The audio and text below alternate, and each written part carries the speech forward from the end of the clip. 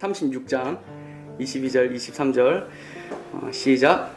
바살 고레스 왕 원년에 여호와께서 예레미야의 입으로 하신 말씀을 이루시려고 여호와께서 바살 고레스 왕의 마음을 감동시키시매 그가 온 나라에 공포도 하고 조서도 내려 이르되 바사 왕 고레스가 이같이 말하노니 하늘의 신 여호와께서 세상 만국을 내게 주셨고 나에게 명령하여 유다 예루살렘의 성전을 건축하라 하셨나니 너희 중에 그 백성된 자는 다 올라갈지어다.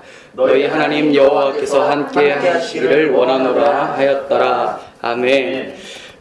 우리는 신앙생활 하면서 나는 하나님 앞에서 참 잘 살고 있어 라고 생각하는 사람이 있을까요? 하나님 마음에 쏙 드는 삶을 내가 사는 것 같다, 그런 사람은 아마 없을 거예요. 만약에 있다면 성령의 조명을 다시 한번 받아야 될 것 같아요. 마음에 불편함이 있을 겁니다. 내가 하나님 앞에 왜 이렇게 나는 반역만 하고 하나님 뜻대로 살지 못할까. 그런데 하나님께서는 여러분들을 심판으로 내모시는 것이 아니라 여전히 너는 내 아들이다 라고 사랑한다고 말씀을 하시고 계시죠. 왜 그럴까? 이거는 비단 우리에게만 속한 이야기가 아니에요. 2000년 전부터, 아니요 더 이상 구약시대 때부터 하나님께서는 이러한 반역하는 백성들 가운데 이렇게 끊임없이 하나님의 사랑을 나타내 보이셨다라는 거예요. 그것을 우리는 역대하를 통해서도 또 자세히 살펴볼 수가 있습니다. 역대하는 어떻게 보면 좀 지루할 수도 있어요. 왜냐하면 스토리는 있지만 전체 메시지는 한결같아요. 무슨 말이냐면 창세기 때, 그리고 우리가 모세오경 때 살펴봤었던, 그리고 지금까지 계속 살펴봤었던 하나님의 백성들은 끊임없이 반역하나 하나님은 끝까지 추격해서 내가 너를 사랑해라고 말씀하고 계시다라는 거죠. 오늘 책도 그 말씀을 하고 계시는 거예요. 그래서 역대하를 살펴보기 전에 역대하의 내용을 간단하게 정리해드리면, 역대하는 열왕기 상하의 내용과 바벨론 포로로 갔다가 돌아오게 되는 것을 넌지시 알려주는 데까지, 열왕기서 플러스 포로 귀환, 여기까지가 내용이고요. 구체적인 내용은 솔로몬이 왕위에 올라 성전을 건축하는 것과 분열 왕국이 또 되었다가 바벨론에 의해서 멸망을 당하고 바사왕 고레스가 예루살렘으로 돌아가도록 칙령을 내리는 것, 오늘 읽어본 본문이 이 내용이에요. 바사왕 고레스가 이제 너희 고국으로 돌아가라, 이 얘기를 하는 거죠. 그런데 열왕기서도 이런 내용이 있고 역대하도 이 내용이 있는데 굳이 왜 반복하듯이 기록을 하셨을까? 근데 우리가 역대기를 살펴볼 때는 항상 열왕기서하고 차이점을 두시면서 살펴보는 게 좋아요. 역대기는 열왕기서랑 다른 관점에서 역사를 해석하고 있어요. 스토리는 비슷해 보이지만 관점이 달라요. 열왕기서에서는 분열 왕국의 역사를 교차적으로 설명을 해요. 북이스라엘도 얘기를 했다가 남유다도 얘기를 했다가 왔다 갔다 해요. 근데 역대기는 고집스럽게도 계속 남유다 이야기만 해요. 북이스라엘은 없는 사람 취급을 하는 거죠. 왜 그렇습니까? 하나님께서 약속하신 메시아 줄기가 있어요. 유다 지파죠. 그 메시아 줄기가 어떻게 계승되어 내려오는지를 하나님은 끊임없이 설명하길 원하셨고, 이 메시아 줄기, 유다 지파, 다윗의 자손, 이 줄기가 어떻게 내려오는지를 원하셨는데, 설명을 하기를 원하셨는데, 이 다윗 왕국에서 떨어져 나간 북이스라엘, 그러니까 다윗의 언약, 하나님께서 주신 다윗 언약을 파기시키고 떨어져 나간 북이스라엘에 대해서는 하나님께서는 관심이 없으신 거예요. 어디에만 초점이 있느냐? 내가 약속한 그 다윗 왕조를 내가 어떻게 계승시키는지 너희들에게 알려주겠어, 이 얘기죠. 역대하는 크게 두 부분으로 나누어집니다.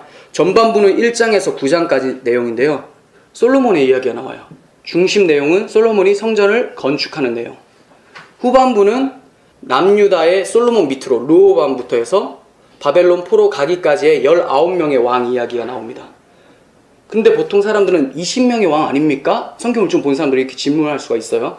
근데 20명의 왕이 아니에요. 열왕기서에는 20명의 왕이 나왔어요. 근데 여기서는 19명의 왕. 무슨 차이가 있을까요? 기억나십니까? 열왕기서에 나왔던 그 여왕, 북이스라엘에서 침입해가지고, 이것도 계속 설명해야 되나요? 그거 있잖아요, 아합왕의 딸. 근데 여호사밧이 자기 아들하고 결혼시켜가지고 왕비로 온 거죠. 그런데 자기 아들이 죽자 자기가 왕으로 등극하죠. 그 아달랴란 여왕, 기억나죠? 그 여왕을 빼버린 거예요. 왜요? 이건 원래 유다 줄기가 아니에요. 다윗의 줄기가 아닌데 중간에 침투했기 때문에 하나님께서는 그거 인정 안 한다라는 거예요. 왜 그런지 아시죠? 왜냐하면 그 기간에도 아달랴가 여왕이었을 때도 아달랴가 이스라엘의 왕이 아니었고 숨겨둔 왕이 있었잖아요. 그게 요아스라는 왕이었어요. 성전에 숨겨뒀었던. 그렇기 때문에 19명의 왕을 얘기하는 거예요. 그러니까 끊임없이 하나님의 관점은 남유다, 다윗의 계보에만 신경을 쓰고 계시는 것이죠. 여기서 북왕국과 남유다에 다른 점이 있습니다. 지난 시간에도 설명해 드렸지만 북왕국은, 북이스라엘은 왕조가 쿠데타나 뭐 이런 개혁들로 인해서 굉장히 많이 바뀌어요. 계속 바뀌는데 이상하게도 남유다는 똑같은 계열로 쭉 계승되어져 오는 거예요. 아달랴만 빼고. 그렇지만 아달랴도 들어와봤자 왕이 된 건 아니죠. 진짜 왕이 지하에 있었으니까. 그것에 대해서 더 자세히 설명해 드리겠습니다. 이따가. 하나님께서는 다윗에게 약속하신 대로 왕위가 유다 지파의 다윗의 자손으로 계속 계승되게끔 이어오셨어요. 이것은 이미 야곱이 죽기 전에 유다에게, 자기 아들 유다에게 예언할 때도 나와요. 뭐라고 나옵니까? 규가 유다를 떠나지 아니하며 통치자의 지팡이가 그 발 사이에서 떠나지 아니하기를 실로가 오시기까지 이르리니 그에게 모든 백성이 복종하리로다. 규, 임금이 가지고 있는 막대기, 지팡이 같은 거예요. 이게 유다 지파를 떠나지 않는데요. 그리고 실로가 오시기까지, 구원자 그리스도가 오시기까지 계속 이어갈 것이다라고 약속을 해주셨어요. 그러니까 남유다는 분열이 되면 안 되겠죠. 다른 사람이 들어오면 안 되겠죠. 그래서 하나님께서는 끝까지 지켜주시는 모습이 나타납니다. 그런데 이렇게 하나님의 언약대로 다윗의 왕위를 계승한 이 사람들이, 이 왕들이 하나님의 뜻대로만 살았으면 얼마나 좋았겠어요. 그런데 그렇지가 못했어요. 이 왕들은 두 길로 나누어집니다. 하나는 다윗의 길, 하나는 북이스라엘의 왕 여로보암의 길로 나누어져요. 이들의 평가 기준은 다름이 아니라 여호와 보시기에 좋냐 나쁘냐 이 얘기예요. 여호와 보시기에. 그러니까 우리 눈에는 좋은 사람이 윤리적으로, 도덕적으로, 그리고 업적이 훌륭하면 이건 좋은 왕. 근데 하나님 눈에는 그게 아니라는 거예요. 하나님 눈에 보시기에 좋은 왕이라는 거죠. 그러면 하나님 눈에 보시기에 좋은 왕은 도대체 어떤 왕인가? 하나님이 뭘 보시는지를 알면 되잖아요. 우리 사무엘상에서 살펴봤어요. 여호와께서는 외모가 아니라 중심을 원하신다. 그럼 중심에 뭐가 들어가 있어야 되겠어요? 메시아 언약이 들어가 있어야 되는 거예요. 여러분 그거 기억하시죠? 다윗 왕이 어렸을 때 자기 아버지 이새도 자기 아들을 보니까 너무 볼품없고 연약해 보여서 앞으로 내세우기도 민망했었어요. 그런데 하나님께서는 이가 그니 그에게 기름 부어라. 하나님 보시기에 좋았던 자였죠. 왜 그렇습니까? 하나님은 다윗의 중심을 보셨기 때문이에요. 다윗 안에 있는 하나님을 사랑하는 마음과 하나님의 언약이 담겨 있는 것을 봤다라는 거죠. 하나님께서도 우리를 바라보실 때 우리의 중심을 바라보세요. 우리 마음이 어떤가, 이게 중심이 아니라 우리가 지금 무엇을 가지고 있는가. 살펴봐, 딱 열었는데 시커매요 그냥. 그럼 그냥 끝이죠. 근데 딱 열었는데 시커먼 가운데 뭐가 있어요? 예수 그리스도라는 자기 아들이 뚝 있는 거예요. 그러니까 너는 내 아들이라고 불러주시는 거죠. 하나님 눈에 보시기에 좋아야 됩니다. 이렇게 하나님께서는 다윗에게 세워주신 메시아 언약을 마음에 두고 있었느냐? 그렇지 않고 그 언약을 버리고 우상 숭배를 하고 여로보암의 길로 갔느냐? 이것에 따라 하나님이 보시기에 좋은 왕, 나쁜 왕이 나눠졌던 거예요. 이렇게 초점이 다윗 언약 중심이다 보니까 다윗의 길로 행한 왕들은 흥왕하였다라고 하고 굉장히 서술이 길게 적혀 있어요. 그런데 여로보암의 길로 행하였다라고 한 왕은 항상 쇠퇴의 길로 접어들고 기술도 굉장히 짧게 끝납니다. 그런데 참 안타까운 것은 다윗의 길로 행한 선한 왕들이 끝까지 그렇게 가면 좋은데 하나같이 말년에는 다 타락을 하게 돼요. 이게 참 마음이 아프죠. 하나님께서는 이러한 왕들을 보여주시면서 율법의 행위로는 그의 앞에 의롭다 할 육체가 없느니라 라고 하시는 것을 보여주시는 거예요. 그래서 우리에게는 오직 하나님만이 우리의 소망이고 우리의 위로고 우리의 구원이다라고 하나님의 은혜만 바라볼 수 있도록 만들어 버리시는 거죠. 하나님께서는 이렇게 소망 없고 반역한 인간들을 어떻게 만나주시는가, 이것을 역대하 안의 중심 주제인 성전을 통해서 설명해 내고 계세요. 우리는 지난 시간에 역대상 개관을 통해서 다윗이 성전을 건축할 자재와 터와 그리고 식양, 설계도죠. 이런 것들을 마련하는 것을 봤어요. 그리고 다윗이 성전을 건축한 것이 아니라 자기 아들 솔로몬에게 위임하는 것까지 살펴봤습니다. 그런데 이 솔로몬은 자기 아버지께서 해놓으신 그대로 그 위에 성전을 지어요. 솔직히 아버지의 말을 잘 듣고 또 아버지의 뜻대로 계승하는 것도 좋겠지만 대부분 왕이라면 자기의 색채를 좀 띌 수도 있잖아요. 나는 이거는 아버지께서 해줬지만 요 정도는 고치고 싶어. 그런데 솔로몬은 그렇게 하지 않았어요. 뭐라고 설명하면 그 터에 그 식양대로 성전을 건축했다 이렇게 얘기를 해요. 성전이 무엇입니까? 누구를 얘기하고 있었습니까? 예수 그리스도, 그리스도의 모형이었잖아요. 즉 하나님께서 말씀하신, 하나님께서 정해 놓으신, 우리에게 말하면 성경이 증거하는 그 예수를 믿어야 되는데, 그렇지 않고 다른 자재를 갖다 쓰고 다른 터에다 세우고 그리고 다른 설계도대로 세워버렸어요. 성경이 말하지도 않는 예수를 믿어버렸어요. 그걸 바로 성경이 말하지 않는 다른 예수라고 하죠. 사도 바울이 그토록 경계했었던. 솔로몬은 하나님 말씀대로 그렇게 그리스도의 몸을 지어져 갔었던 거예요. 우리는 그 식양대로 지어진 성전의 중요성을 솔로몬의 기도를 통해서 볼 수가 있습니다. 솔로몬이 성전 낙성식 때에 기도를 하는데 보십시오. 주께서 전에 말씀하시기를 내 이름을 거기에 두리라 하신 곳이 이 성전을 향하여 주의 눈이 주야로 보시오며 종이 이곳을 향하여 비는 기도를 들으시옵소서. 주의 종과 주의 백성 이스라엘이 이곳을 향하여 기도할 때에 주는 그 간구함을 들으시되 주께서 계신 곳 하늘에서 들으시사 사하여 주옵소서. 솔로몬은 자신이 건축한 성전이라는 건물에 하나님이 계시다라고 말씀하고 있지 않죠. 어디요? 주께서 계신 곳 하늘에서 들으시고. 네, 그렇다면 성전의 기능, 성전의 역할이 나오는 거예요. 무슨 말이냐면 하늘에 계신 그 하나님과 땅에 있는 인간이 어떻게 만날 수 있게 되느냐? 성전을 통해서 만나게 된다. 그러니까 하나님과의 만남의 장소가 되고 중보의 역할이 되죠. 그리고 중보 사역의 핵심은 사하여 주옵소서라고 합니다. 대속이 바로 핵심입니다. 죄가 해결이 되어야지만 하나님을 만날 수가 있는 거잖아요. 그러면 성전에서 죄가 사해지는 이유가 무엇입니까? 성전이 도대체 뭐길래? 성전에 무엇이 있냐면 번제단이 있는 거예요. 번제단에 흠없는 어린 양, 대속 제물의 피가 뿌려지고 태워져요. 결국은 번제단을 통해서 우리 죄를 대속해 주신 어린 양 예수 그리스도를 보여주고 있으며 그 제사를 대신 드려줄 제사장도 예수 그리스도이심을 보여주고 있는 것이죠. 결국 제사장이신 예수님께서 직접 대속 제물이 되어주셔서 우리 죄를 사하여 주시고 우리를 하나님 앞에 인도해 주시는 거예요. 제사장이 어린 양을 잡는 것이 아니라 제사장이 어린 양이 돼서 죽으시고 하나님께로 인도하죠. 그런데 그 하나님을 만나는 장소도 예수 그리스도예요. 그 안에서 다 이루어진다는 거예요. 그러니까 그리스도의 십자가로 통해서 우리가 하나님 앞에 나아갈 수 있게 되었고 우리가 하나님을 만날 때도 어디서 만나냐? 예수님을 통해서 만난다는 겁니다. 빌립이 물었죠. 예수님, 우리에게 하나님을 보여주세요. 나를 본 자는 아버지를 본 것이다. 그리스도를 알아야 돼요. 그러므로 제사장적 관점인 역대하는 선지자적 관점인 열왕기서하고 다르게 죄와 허물을 덮어주는 모습이 많이 나와요. 열왕기서, 사무엘서, 여기서는 다윗의 죄악 폭로하고 솔로몬 죄악 폭로하고 완전 나쁜 사람으로, 최악의 사람으로 만들어버렸는데 그런데 여기서는 한마디 언급도 안 해요. 왜 그렇습니까? 제사장적 기능이에요. 역대기가. 그래서 다윗의 허물을 덮어주고 또 솔로몬의 허물을 덮어준 채 언급이 없습니다. 또 더한 것은 역사상 최악의 왕인 므낫세가 열왕기서에서는 그냥 끝나요. 그냥 하나님을 반역한 상태로 끝나는데 여기서는 말년에 회개하고 하나님 앞에 크게 겸손해진 모습을 보여주고 있습니다. 이처럼 역대하는 성전을 강조하면서 성전 안에 번제단의 대속 제물이신 그리스도, 또 하나님 앞으로 인도할 제사장 그리스도, 함께 거하는 처소인 성전이신 그리스도를 증거하고 있는 겁니다.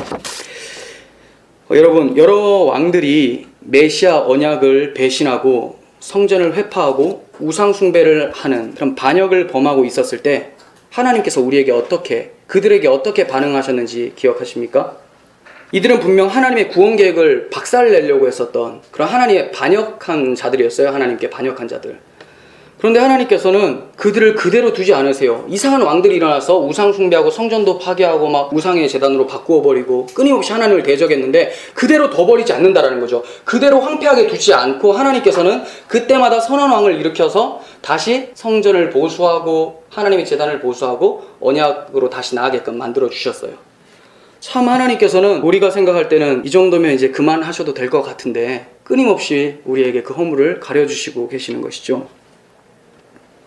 역대하는 이렇게 그리스도의 모형으로 주어진 성전을 헐려고 하는 왕들, 그리고 성전을 세우려고 하는 왕들의 치열한 싸움터로 보시면 돼요. 그런데 이 치열한 싸움이 최고의 절정에 달했을 때가 언제인지 아십니까? 바로 예수 그리스도, 하나님께서 약속하신 그 아들을 십자가에 못 박은 것이죠. 성전을 허물어 버린 것이죠. 그런데 인간이 허문 것이 아니라 성전 자체가 스스로 성전을 허무신 거예요. 그리고 우리에게 정말로 새 성전, 그리스도와 함께 부활을 할 수 있는 장을 열어주셨던 것이죠. 분명히 예수 그리스도를 십자가에 못 박을 때 그들은 자기들이 승리했다라고 생각을 했을 거예요.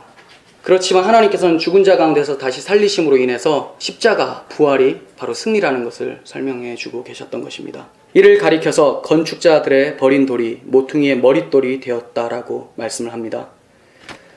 그리고 가장 거대하게 성전 정화를 했었던 이야기를 좀 해보려고 합니다. 두 사람이 있는데요. 좀 중요한 왕이니까 여러분들 기억해 주셔도 괜찮을 것 같아요. 히스기야 왕, 그리고 요시야 왕이라는 거예요. 히스기야 왕은 성전을 정화하고 굉장히 크게 유월절을 지키려고 이제 했어요. 그러면서 사신을 보내서 북이스라엘에게도 전하는 거예요. 너희들 같이 넘어와서 함께 유월절에 참여하자. 그런데 북이스라엘이 어떻게 했습니까? 거절하는 거예요. 조롱하고. 뭐 하는 거냐고, 웃기지 말라고. 참 불쌍해요. 북이스라엘은 마지막으로 하나님께서 회개하라고 돌이키라고 한 그 메시지를 거절해버렸던 것이죠. 요시야 왕도 최악의 왕인 므낫세가 회파한 것을 대대적으로 개혁을 했는데 성전을 수리하다가 발견한 것이 있어요. 율법책. 이상하지 않습니까? 율법책을 발견을 했대요. 그렇다면 율법책이 없이 살았던 거죠. 얼마나 이 시대에 하나님 말씀을 신경을 끄고 마음을 멀리 했는지에 대해서 단적으로 보여주는 예라고 볼 수가 있습니다. 이에 요시야 왕은 율법의 말씀을 듣자 옷을 찢고 통곡을 했습니다. 저는 이렇게 생각해요. 오늘날에도 하나님께서 주신 그 율법을 잊어버리고 그렇게 사는 사람들이 너무 많지 않나. 복음을 전해도 그 복음을 받아들이지 않고 북이스라엘처럼 조롱하며 비웃는 자들이 너무 많지 않나. 율법책을 찾아냈대요. 그럼 우리도 그렇게 율법책을 처박아 놓은 사람들에게 율법책을 다시 줘야죠. 그 율법이 누굽니까? 예수 그리스도. 그 예수 그리스도를 소개해서 그들 안에 예수를 소개시켜줘야죠. 예수가 있게 해야죠. 그러니까 우리도 요시야처럼 하나님의 마음을 갖고 옷을 찢고 가슴을 칠 수 있는 회개가 있어야 될 것입니다. 하나님의 선하심에 반역한 모습은 이것뿐만이 아니었어요. 22장과 24장에 나오는데요. 아까 처음에 말씀드린 아달랴라는 여왕이 있었죠. 그 여왕이 왕의 씨를 진멸하려고 음모 중에 자기 손자들을 다 죽여버렸어요. 싹 다 없어질 수 있었는데 하나님께서는 그 가운데서 한 살 난 요아스를 성전에 6년 동안 숨겨두셨죠. 그렇게 함으로 다윗의 계보를 유지하고 계셨던 거예요. 그런데 너무 안타까운 것은 이 요아스 왕이 그렇게 숨겨져 있다가 이제 나중에 왕으로 등극할 때 이스라엘 백성들은 찬양을 했어요. 왕께 만세, 이제 왕이 우리와 함께 하시다. 막 찬양을 했습니다. 그런데 이 왕이 어떻게 하나님 앞에 보답했는지 아십니까? 다시 성전을 허물어버리고 우상의 제단을 쌓고, 그런데 여기서 그친 것이 아니라 자기의 생명의 은인, 자기를 숨겨줬었던 대제사장 여호야다의 아들 스가랴라는 사람, 그 사람이 당신 우상숭배를 하면 안 된다, 다시 회개해야 된다라고 얘기를 했는데 그 사람을 성전 뜰에서 돌로 쳐 죽여버렸어요. 이것을 보면서 와, 진짜 사람은 거짓되되 하나님만 참되시구나, 우리 이렇게밖에 고백할 수가 없습니다. 여러분, 요아스만 이렇게 사악한 것입니까? 성경은 요아스를 통해서 지금도 복음으로 돌아가라고 외치는 스가랴와 같은 예수 그리스도를 성전뜰에서 돌로 쳐 죽이는 우리의 모습들을 폭로시키고 계시는 거예요. 요아스만 나쁜 사람이 아니에요. 요아스가 우리의 모습이에요. 여러분 기억하시죠? 아벨과 가인. 가인 나쁜 사람이고 아벨 착한 사람. 그렇게만 보시는 게 아니라 아벨 누구의 모형입니까? 성도의 모형이잖아요. 그런데 가인, 아벨과 같은 그리스도와 같은 그 자를 때려 죽이는 그 모습, 우리 가운데 다 폭로가 되는 거예요. 가인과 아벨이 섞여 있는 거예요. 그러니까 우리는 인생 속에서 아벨은 계속 부흥되어져야 되고 가인은 계속 쇠하여져야 되는데 가인이 계속 뿔뚝뿔뚝 튀어나오니까 이게 미칠 노릇이죠. 하나님께서도 너희들이 바로 스가랴를 때려 죽인 요아스와 같은 자들이다. 너희들이 오늘도 날마다 그리스도를 십자가에 못 박고 있지 않느냐라고 말씀하시는 거예요. 그렇다면 여기서 우리가 우리 너무 나쁜 사람들이니까 이제 어찌할 바를 모르겠다, 이제 어떻게 살아야 되나. 그래서 예수 그리스도의 복음이, 십자가의 복음이 기쁜 소식, 복음인 거죠. 그럼에도 불구하고 하나님은 끝까지 추격해서 우리를 찾아오세요. 나중에 요나서를 통해서도 배우겠지만 요나가 끝까지 도망갈 때 그를 포기하지 않으시고 끝까지 찾아가요. 요나에게 관심이 있으니까, 요나를 바꿔내려고 하시니까. 여러분, 이러한 사건들은 창세기부터 지금까지 계속해서 반복되는 사이클이에요. 우리는 늘 반역하지만 하나님께서는 은혜로 우리를 안아주시는 것이죠. 우리는 하나님 앞에 늘 죄를 더하지만 죄가 더한 곳에 은혜가 더욱 넘쳤다라는 겁니다. 나의 죄가 아무리 깊을지라도 내 죄보다 더 깊은 주님의 사랑이 우리를 안아내시는 거예요. 여러분, 요한복음에 니고데모라고 하는 율법사가 나오죠. 예수님을 찾아옵니다. 그런데 어떻게 하면 거듭납니까? 성령으로 거듭나야 된다. 여기서 안 된다. 네 힘으로 안 된다라고 말씀하세요. 그리고 나서 4장에는 사마리아 여인이 나와요. 음란한 여인이 나옵니다. 그 여인에게 예수님께서는 오히려 구원을 선포하시죠. 내가 너의 남편이다. 그 말은 무슨 말이냐면, 아무리 너희들이 볼 때 율법적으로 탁월한 사람이라도 하나님의 거룩을, 공의를 만족시킬 수가 없고, 4장에서 넘어가면 아무리 악한 간음한 그런 죄인이라도 예수 그리스도의 십자가 사랑으로 담아내겠다라고 말씀하시는 거예요. 성경에서 우상숭배를 간음이라고 얘기를 하잖아요. 우리가 하나님 앞에서 영적 간음을 한 자들이잖아요. 그렇지만 하나님께서는 우리를 다시 한번 호세아가 고멜을 찾아갔던 것처럼 다시 따라가서 우리를 불러주고 계시다는 것이죠. 우리는 늘 하나님의 구원 계획을 저지하려고 죄라는 도구로 공격을 해보지만 하나님께서는 은혜가 더욱 넘치게 하심으로 우리의 공격들을 다 무모화시켜 버리셨던 것입니다. 이렇게 은혜로 행해 주셨기 때문에 구속사는 중단 없이 지금까지 오게 된 것이고, 우리가 그 예수 그리스도를 통해서 하나님을 아버지라고 부를 수 있게 된 것입니다. 이렇듯 하나님께서는 상한 갈대를 꺾지 아니하시고 꺼져가는 등불을 끄지 않으셨습니다. 역대하의 모습은 상한 갈대와 같은 모습이었고 꺼져가는 등불과 같은 모습이었어요. 그런데 여기서 하나님의 은혜가 없었더라면 이 상한 갈대는 꺾였을 것이고 꺼져가는 등불은 완전히 사라졌을 것입니다. 그리고 우리의 모습은 소돔과 같았을 것입니다. 이러한 하나님의 은혜를 역대하 마지막 부분을 통해서 다시 한번 점검할 수가 있습니다. 신기하지 않습니까? 처음부터 끝까지 계속 얘기를 하시다가 은혜를 강조하시다가 끝까지 마지막 장까지 하나님은 내가 너희를 얼마나 사랑하는지 보여줄게. 어떻게 표현하는지 보겠습니다. 솔로몬이 성전 봉헌식 때 기도를 하고 났더니 성전에 하나님의 영광이 가득했다라고 표현을 해요. 그런데 우리들의 죄악으로 인해서, 이스라엘 백성들의 죄악으로 인해서 성전이 어떻게 됐어요? 불에 다 없어져 버렸어요. 그리고 하나님의 백성은 바벨론이라는 이방 나라의 종으로, 포로로 팔려가 버린 거예요. 여기서 끝났으면 우리 너무나 절망스럽죠. 근데 하나님께서는 역대하의 역사를 여기서 마치지 않으세요. 36장 22절, 오늘 본문의 말씀입니다. 바사의 고레스 왕 원년에 여호와께서 예레미야의 입으로 하신 말씀을 이루시려고 여호와께서 바사의 고레스 왕의 마음을 감동시키심에 그가 온 나라에 공포도 하고 조소도 내려 이르되 유다 예루살렘의 성전을 건축하라 하셨나니 너희 중에 그 백성된 자는 다 올라갈지어다. 회복으로 마치고 있죠. 저주로 마치지 않고 심판으로 마친 것이 아니라 회복으로 마치고 계시다라는 거예요. 너무 신기하지 않습니까? 고레스 왕이 누구길래? 이방 나라예요. 하나님도 모르는 사람이에요. 근데 그의 마음을 하나님이 감동시켰대요. 왜요? 하나님의 백성들을 구원케 하기 위해서. 그러니까 하나님께서는 원래 구원하실 것인데 그럼 왜 바벨론 포로로 끌려가게 만들었느냐? 70년 왜 포로 기간을 살게 만들어 버리셨느냐? 하나님께서 그 포로 기간 가운데 무엇을 설명하고 싶으셨던 거죠? 누가 돌아왔습니까? 남은 자들만 돌아왔어요. 너희 중에 그의 백성된 자는 다 올라가라. 끝까지 하나님의 백성으로 남았던 자들만. 우리는 이 바벨론과 같은 우리 인생이란 역사 속에서 하나님, 그리스도만 바라보면서 끝까지 믿음을 붙잡고 남은 자가 되어져야 되는 거예요. 하나님께서는 이것을 위해서 바벨론 포로를 허락하셨고 거기서 끝내신 것이 아니라 우리를 찾으셨다라는 겁니다. 또한 하나님께서 포로 귀환 후에 제2성전을 건설하려고 하는 자들을 향해서 이 성전의 나중 영광이 이전의 영광보다 더 클 것이다 라고 말씀하셨어요. 성전을 짓고 있었는데 그들은 이 스룹바벨 성전이 굉장히 초라해 보이니까 마음이 약해지는 거예요. 이거는 예전의 성전에 비하면 아무것도 아닌데? 근데 하나님께서 말씀하세요. 아니야, 이 성전의 영광이 이전의 영광보다 더 클 거야. 그렇다면 이 성전은 무엇입니까? 스룹바벨의 성전? 아니죠. 참 성전이신 예수 그리스도, 말씀이 육신이 되어 우리 가운데 거하신 그 임마누엘 하신 그 성전을 하나님께서는 영광스럽게 만드시겠다라고 말씀하신 거예요.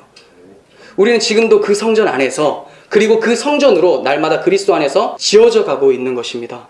복음서가 십자가의 죽음으로 끝나는 것이 아니라 부활로 끝나는 것처럼 역대하는 성전이 파괴된 것으로 끝난 것이 아니라 다시 돌아서 재건하는 것으로 끝나게 됩니다. 역대하를 통해서 십자가의 부활의 복음을 계시하고 있는 것입니다. 여러분 정리하겠습니다. 이스라엘 백성들이 왜 성전 파괴와 바벨론 포로를 맞이하게 되었는지 아십니까? 그들이 하나님께서 주신 다윗 언약, 메시아 언약을 잊어버렸기 때문이에요. 지난번에도 말씀드렸죠. 우상 숭배를 했기 때문에 끌려간 것이 아니라 왜 우상 숭배를 하게 되었느냐. 지금 우상 숭배했기 때문에 끌려갔다라고 하면 뭐가 되냐면 율법주의가 돼요. 내가 이 행동을 했으니까 하나님이 나를 심판해버렸다. 그게 아니에요. 내가 메시아 언약을 내 마음에서 망각해버리니까 내 삶은 당연히 하나님을 떠난 삶이 나타나는 거죠. 우리에게 적용하면 예수라는 그 구원자를 믿지 않음으로 너희가 심판받는 거야, 이 얘기예요. 우리가 지금 제사상에 가서 고기 한번 까딱했다고 해서 지옥으로 보내는 게 아니잖아요. 그 예수를 너희 마음 가운데 잊었기 때문에 내가 너희들을 중심을 본다고 했는데 마지막 날 딱 찾아갔는데 딱 열어보니까 아무도 없어요. 당연히 심판이죠. 그래서 우리가 끝까지 간직해야 될 건 뭡니까? 십자가의 복음. 그 복음을 간직하고 그리스도만 바라보면서 오늘도 주님과 함께 성전으로 지어져 가고 역사적 종말에 주님께서 다시 오셔서 우리를 완전한 안식의 처소로 만들어내실 것입니다. 여러분 늘 기억합시다. 예수 그리스도로 인해서 죄악된 옛 자아란 성전을, 우리라는 그 성전을 십자가에 못 박으시고 부활의 예수와 함께 다시 살게 하신 하나님의 은혜를 감사하시길 바랍니다. 이 육신의 장막집을 이 시간에도 벗겨내고 계시는 그 하나님께서 마침내 주님을 보내셔서 완전한 평안과 안식 가운데 주님을 찬양하게 하실 줄을 믿습니다. 주님의 은혜와 사랑이 우리 교회 가운데 늘 함께 하실 것입니다. 기도하겠습니다. 하나님 아버지, 우리가 지금까지 역대하를 살펴보았습니다. 창세기부터 계속해서 계관을 통해서 십자가의 복음과 부활의 복음을 살펴보고 있는데 역시 우리는 끊임없이 하나님을 대적하고 살았습니다. 그럼에도 오늘도 우리에게 사랑하는 내 아들아 라고 불러주신 그 하나님의 음성을 역대하를 통해서 듣게 됩니다. 하나님, 우리는 연약하지만 우리의 행위에 구원의 근거를 두는 것이 아니라 주님의 행위에, 주님의 십자가의 사역에, 그 공로에 우리의 구원을 두게 하여 주시옵소서. 우리의 생각을 해방시켜서 하나님께서 원하시는 생각들을 하게 하시고 세속적 사고에서 끌려다니지 않게 하시며 바벨론 포로에서 돌아올 수 있도록 우리의 생각을 주님 나라로 인도하여 주시옵소서. 함께하여 주실 줄 믿사오며 예수님의 이름으로 기도합니다. 아멘.